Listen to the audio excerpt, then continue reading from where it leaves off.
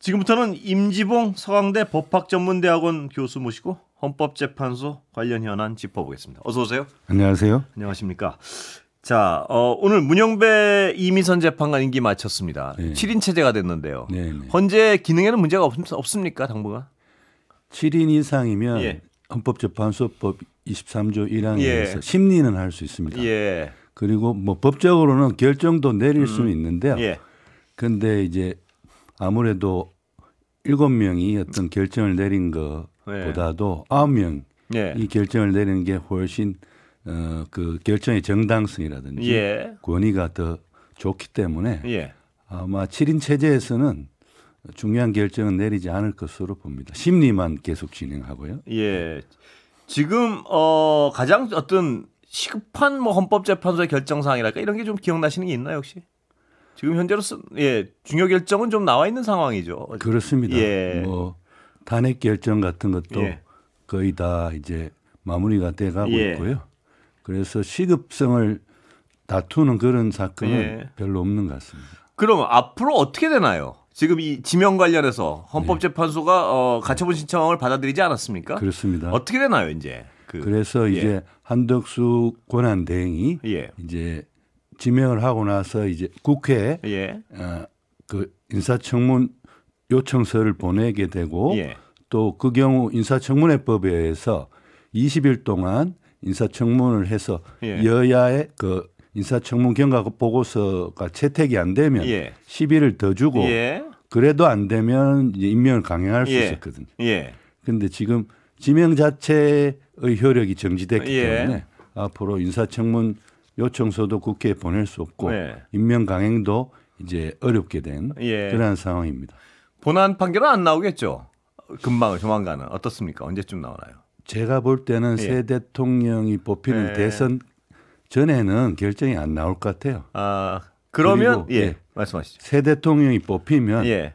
그 새 대통령의 처음에 국무총리는 예. 한덕수 국무총리입니다. 아, 예. 예. 왜냐하면 이거는 윤 대통령의 탄핵 파면 결정으로 인해서 예. 대선이 이루어진 거기 때문에 어떤 당선인 신분인 기간이 없어요. 예. 그러니까 대선에서 당선되자마자 대통령이 되는 것입니다. 예. 그러면 이제 국무총리를 뽑으려면 이제 국무총리 후보를 지명을 해가지고 예. 국회의 동의도 얻어야 예. 되고 그렇기 때문에 그 국회의 동의를 얻어서 국무총리를 제대로 뽑기 전까지는 예. 총리군요. 한덕수 탄핵을 안 하는 국무총리가 국무총리입니다. 그리고 예. 장관들도 그대로 그 지금 전 정권의 예. 장관들이 그대로 가게 되고 국무총리를 이제 국회 동의를 얻어서 뽑아야 그 국무총리가 또 장관들을 예. 제청할 수 있거든요. 예. 그래서 당분간은 이제 동고 예. 전 정부의 그 강요들과 새 대통령이 동거하게 되는데요. 그때 이제 대통령이 예. 국무총리 한덕수 씨에게 이제 앞에 네. 대통령목 헌법재판관 2명 지명한 거를 철회하라고 지시할 수 있습니다. 아, 그 지시를 할 수 있습니까, 그는? 왜냐하면 예. 우리 헌법에 보면요. 예. 국무총리는 대통령을 보좌하고 예. 대통령의 명을 받는다라고 예. 되어 있기 때문에 예. 대통령이 그 대통령목 헌법재판관 지명에 대해서 철회하라고 명을 내리면 그걸 받아야 되는 거죠. 아, 그렇군요. 그런데 제가 궁금한 건요. 총리실에서 자신들이 이거 지명한 게 아니다. 뭐 이런 주장한 거랑 상관없습니까? 지금 상황은? 그건 말장난이죠. 예, 근데 정말. 자기들이 그렇게 주장한 거는 일단 지명을 할 때 그건 아무 법적인 효력이 없기 때문에 그냥 지명한 거랑 똑같단 말씀이시죠. 지금 현재로서는. 그 말이 맞다면 예. 지명한 게 아니면 그러니까요. 지금 지명받은 사람이 없는 거네요. 없는 거죠. 예. 그러니까 뭐 대통령이 새 대통령이 그냥 새로 지명을 하면 되는 것이고. 그렇죠. 뭐 그거를 지명한 게 없으니까 철회하라고 지시 내릴 필요도 없네요. 예. 그건 어떻게 보셨습니까? 지났지만 예. 그 주장은. 그러니까 이제 지명 행위가 없었기 예. 때문에 발표만 했다고 그러잖아요. 그렇죠. 예. 지명 행위라는 게 있어야 그 지명 행위라는 국가 공권력의 행사가 예. 국민의 기본권, 예. 재판받을 권리, 헌법과 법률이 정한 법관에 의한 재판받을 예. 권리를 침해했다고 해서 헌법 소원이 될 수 있는데 예. 지명 자체가 없으니까 국민의 기본권을 침해한 공권력 행사가 없었다라는 예. 논리를 말씀. 펴면서 각하를 해달라고 예. 그런 주장을 편 것 같습니다. 헌법학자로서 그 주장에 대해서 어떻게 보셨습니까? 처음에 딱 그 얘기를 들었을 때. 아니 말장난이죠. 예. 지명을 한 것 다 알고 그러면 지명 받았다 그래가지고 예. 뭡니까 그 이완규 예. 후보나 예. 함 예. 후보 같은 경우 함상훈 예. 후보 같은 경우 지금 인사검증 동의서도 다 줬잖아요. 예. 동의도 했잖아요. 그럼 그분들은 예. 지명을 받기 위해서 그런 걸 다 그런 절차를 밟았는데 지명행위가 없었다라고 해버리면 그 두 분이 오히려 좀 황당했을 것 같아요. 저는. 예. 자, 오늘 문영배 재판관 퇴임사 들으셨습니까 혹시? 네. 뭐 어떻습니까? 어떤 부분이 가장 인상 깊으셨습니까? 저는요. 예. 문영배 재판관과 또 이미선 예. 재판관 공통적으로 예. 오늘 퇴임사에서 말씀하신 게 있어요. 예. 헌재 결정을 다른 국가기관이 존중해야 한다. 예. 라는 말을 두 분이 공통적으로 하셨어요. 예. 이것은 다분히 이 최상목 권한대행이 예. 헌재가 권한쟁의 심판에서 40여 헌법재판관 후보에게 예. 국회에서 선출됐으니까 권한대행 입장에서는 현상유지적 권한 행사로서 예. 형식적인 임명권을 행사할 수 있고 해야 한다라고 인용 결정을 내렸음에도 불구하고 예. 25일 동안이나 예. 임명장을 안 줬거든요. 네. 그리고 한덕수 국무총리 같은 경우도 앞에 처음에 권한대행이 됐을 때 10일 동안 네, 그렇습니다. 국회에서 선출한 3명 헌법재판관 후보에 예. 대해서 임명장을 안 줬어요. 예. 그래서 물론 탄핵에서 그 기각 결정은 내렸지만 그 부분에서 임명장을 줄 헌법적 의무가 있다고 헌법재판소 결정문에서 지적을 합니다. 예. 그런데도 한덕수 국무총리도 권한대행으로 복귀한 이후에도 상당 기간 임명장을 안 줘요. 예. 그래서 사실은 헌재는 이번에 굉장히 그 자존심이 많이 상했을 것으로 봅니다. 그리고 헌법재판소의 권위가 매일매일 훼손돼 왔던 것이죠. 그래서 이런 취임사를 하면서 이제 헌재 결정을 다른 국가기관들이 존중해야 한다라는 말을 공통적으로 퇴임사에서 두 분 재판관들이 남기지 않았나 생각합니다. 예. 또 저는 그 부분도 기억이 나던데요. 교착 상태에 빠진 상황을 해결하는 데는 헌재 결정이 있다. 이런 어떤 해법이 있다. 이 말씀도 기억이 나던데요. 보니까. 그렇습니다. 예. 저도 거기도 주목했는데요. 예. 사실은 교착 상태라는 게 정치권 사이에 예. 여야의 대립에 의한 교착 상태 예. 혹은 대통령 권력과 국회 권력 간의 교착 대립에 상태. 의한 예. 교착 상태인데 그걸 가르는 것은 사실은 헌법의 해석과 적용을 통해서 헌법재판소가 그 교착 상태에서 어떤 그걸 해결할 수 있는 기준을 헌재 결정을 통해서 제시하는 것이 가장 이제 신속하고 바람직한 방법이라는 것을 이야기한 걸로 보입니다. 또 뭐 그 문영배 재판관 경우에는 절제와 관용을 넘어섰다. 계엄이라는 행위는 그 얘기도 굉장히 인상 깊고요. 그렇습니다. 예. 자, 헌법재판관 구성을 다양화해야 한다. 이 얘기도 이 말씀도 하고 끝났습니다. 네네. 구성 다양화는 해야죠. 임 교수님 보시기에도 해야죠. 예. 그런데 사실은 일기 헌법재판소에는요. 예. 물론 판사 출신도 있었지만 예. 또 검사 출신도 있었고 그리고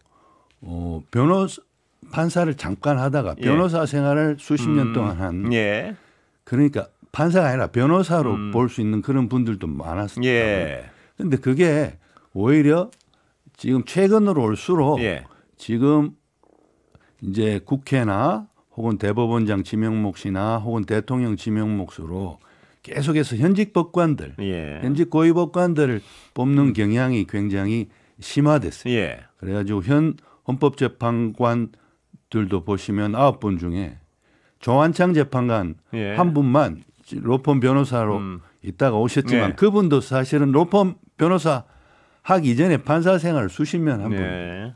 그래서 거의 뭐 지금 판사 출신들이 헌법재판관을 다 채우고 있다라고 볼 수 있는데 그렇게 되면 획일적 집단 사고의 위험성에 빠질 수 있다. 그런 언급을 합니다. 문영배 재판관도 굉장히 타당한 그러한 지적이고요. 그리고 변호사 출신 혹은 헌법재판관 출신 또는 교수 출신들 중에도 헌법재판관으로 충원이 돼야 다양한 관점에서 어떤 헌법 사건을 바라볼 수 있고 그 해법을 제시할 수 있기 때문에 그 다양화가 필요하다라고 퇴임사에서 강조하신 것 같은데요. 그런데 그 헌법재판소 재판관 인적 구성의 다양화라든지 대법원 대법관 인적 구성의 다양화는 사실은 오래 전부터 많은 분들이 지적해 온 거죠. 근데 왜 안 됩니까 보시기에? 왜 안 됩니까 그게? 아니 심지어 국회에서도요. 국회에서도 뭐 대법관 혹은 헌법재판관 인적 구성의 다양화가 필요하다고 이야기하다가도 막상 국회에서 추천해가지고 헌법재판관 뽑을 때는 또 판사들 중에 뽑아요. 왜 그렇게 돌아갈까요? 보시기에 왜 판사한테 자꾸 그렇게 되는 거예요? 다양화하는 게 좋다는 어떤 일반적인 합의가 다 이루어지고 있는데 왜 뽑을 때 되면 그쪽으로 마음이 쏠리나요? 정권을 잡으면 보시기에는. 뽑는 사람 입장에서는 그래도 오랜 판사 생활을 한 분이 제일 안전하다고 생각하는 것 같아요. 안전하다. 안전하다. 그리고 헌법재판은 아니지만 민형사나 행정재판을 오래 해오신 분이기 때문에 뭐 재판관이 돼도 뭐 그 크게 흔들림 없이 하던 대로 할 수 있다. 이런 생각을 하고 그렇게 주로 법관 중심으로 뽑는 것 같은데 그게 사실은 이번에도 드러났지만 이제 현재 윤 대통령 탄핵 선고가 늦어질 때 많은 국민들이 뭐라 그랬습니까? 다 판사 출신들 뽑아 나오니까 저 판사 출신들이 지금 결정을 지체시키고 있다.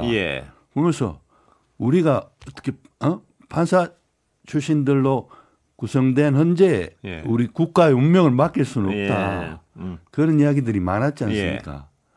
그러니까 현재 재판관을 뽑되 판사 출신뿐만이 아니라 변호사 출신이라든지 법학 교수라든지 이런 다양한 풀에서 헌법재판관을 좀 뽑는 노력이 저는 앞으로도 꼭 필요하다고 생각합니다.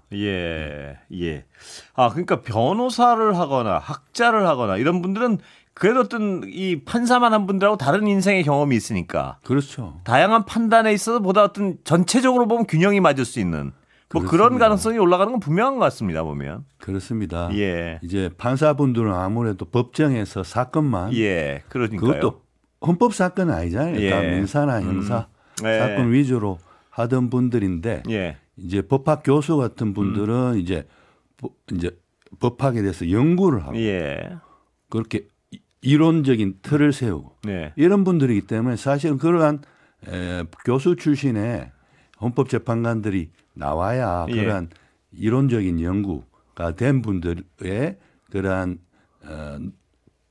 연구 성과들이 헌법재판에도 반영될 수 있기 때문에 훨씬 더 이론적인 면에서는 탄탄한 결정문이 나올 수 있는 거죠. 그리고 변호사도 마찬가지입니다.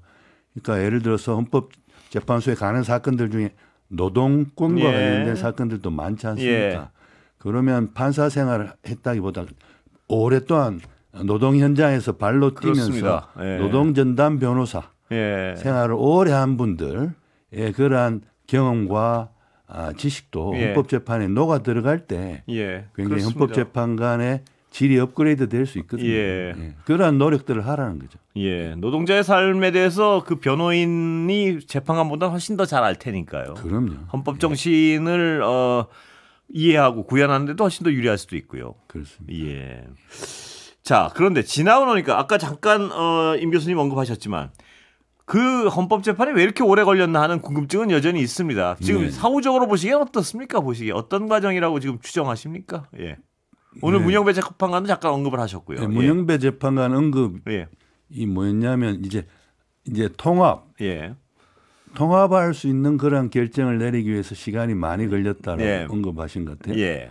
근데 저는 그 말을 딱 들었을 때 그러니까 통합을 하는 것은 이제 만장일치의 전원일치의 결정이 나왔을 때 반대 의견 없는 결정이 나왔을 때 그 결정이 이제 국민 통합을 불러올 수 있지 않습니까?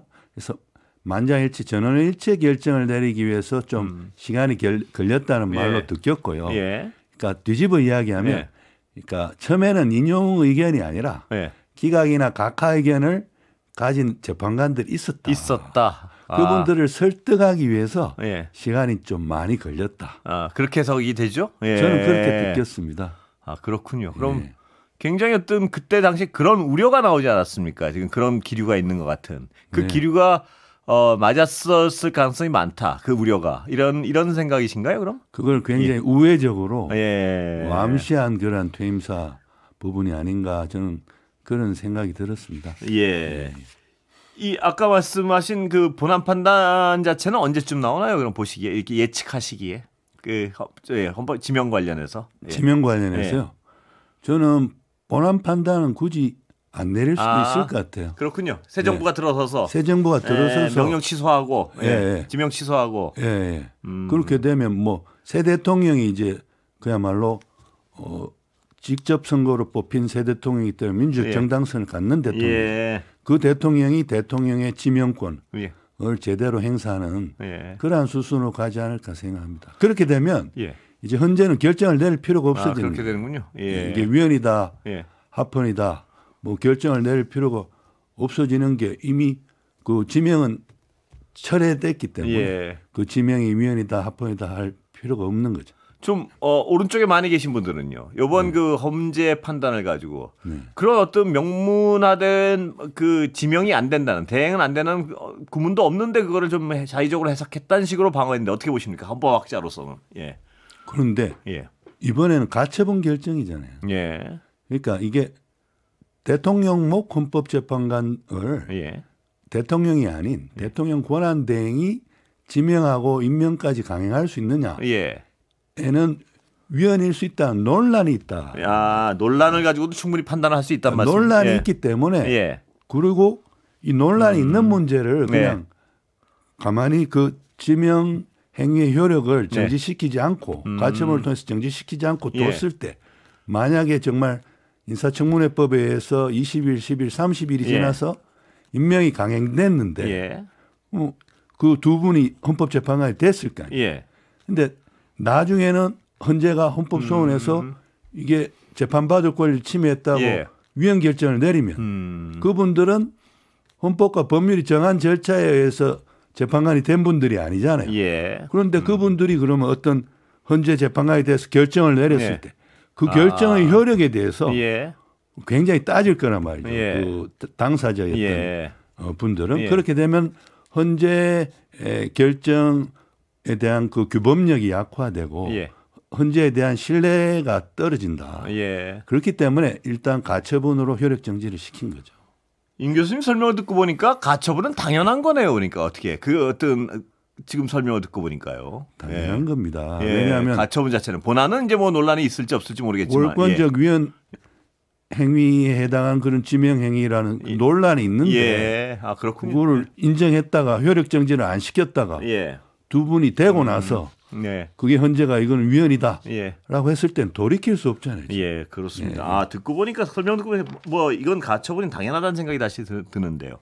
자, 근데 이번 우리가 또 아는 숙제 하나가요. 이번에 어떤 여러 가지 엄청난 과정을 겪으면서 예를 들면 다 문구에 없다는 핑계로 너무나 법이 형해화된 부분이 많습니다. 예를 들면 뭐 즉실한 문구가 없다고 해서 막 열흘씩 20일씩 미루고 법령도 그 전에 정권에서 보면 시행령으로 막 뭐든 해버리고요. 그 본법의 어떤 취지랑 어울리지 않는 시행령으로 이런 사태는 어떻게 해야 됩니까? 앞으로 보시기에 학자로서 보시기에. 그거야말로 저는 이 윤석열 정부와 그다음에 그 한덕수 그다음에 최상목 두 권한대행이 한 일 중에 가장 법치주의의 근간을 흔드는 그러한 위헌적인 행동이라고 생각합니다. 아니 헌재가 어떤 권한쟁의 심판과 관련해서 마흔여 후보에게 최상목 권한대행이 임명장을 주지 않은 것은 국회의 마흔여 후보에 대한 선출권, 헌법재판관 후보로서의 선출권을 침해해서 위헌이다라고 인용 결정을 내렸잖아요. 그리고 헌법재판소법 66조 2항 같으면 그러한 부작위, 임명장을 안 준 부작위에 대해서 인용 결정을 내리면 결정 취지에 따른 처분을 하해야 한다라고 돼 있어요. 그러니까 결정 취지, 인용 결정의 취지에 따라서 임명장을 안 준 게 위헌이니까 주는 처분을 해야 되는 거예요. 그런데 그것을 지체 없이 줘야 된다는 것은 당연한 거죠. 너무 당연하기 때문에 법에 안 적어놨는데 그 최상목 부총리는 뭐라 그랬냐면 그 지체 없이라고 안 돼 있었기 때문에 난 국무회의를 열어가지고 국무위원들을 설득 중이었다. 설득을 25일 동안 했어요. 예, 여기까지 듣겠습니다. 시간이 다 돼버렸습니다. 감사합니다.